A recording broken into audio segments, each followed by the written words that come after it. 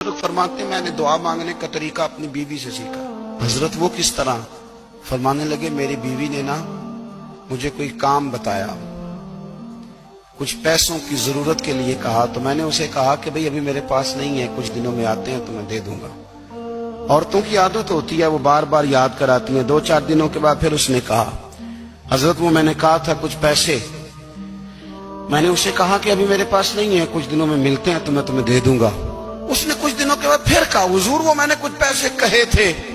فرماتے میں نے ڈانٹ دیا، میں نے کہا کہ کیا تو روز مجھے شرمندہ کرتی ہے، کہا نا میرے پاس نہیں ہے، ہوں گے تو دے دوں گا، تو روز یاد کراتی ہے۔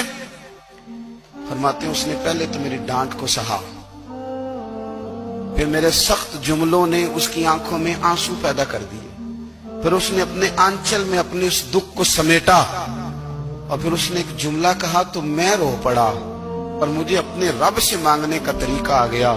مجھے کہنے لگی حضرت جی آپ نے ڈانٹ دیا، میں نے سہ لیا، پر آپ ہی میرے شوہر ہیں، بتائیں نا آپ سے نہ کہوں تو میں کس سے جا کے کہوں۔ فرماتے ہیں میں رو پڑا، اور میں کھل کے رویا، اور میں تڑپ کے رویا، اور پھر میری سسکیاں بند گئیں۔ تو مجھے کہنے لگی آپ کو کیا ہوا؟ میں نے کہا مجھے بھی دعا مانگنی آ گئی ہے۔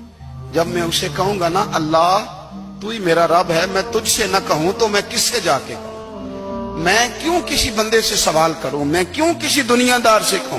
میں تیرے بندوں کا، نیک بندوں کا وسیلہ لے کے، تیرے محبوب کی غلامی لے کے تیری بارگاہ میں آیا، تجھ سے نہ مانگوں تو کس سے مانگوں؟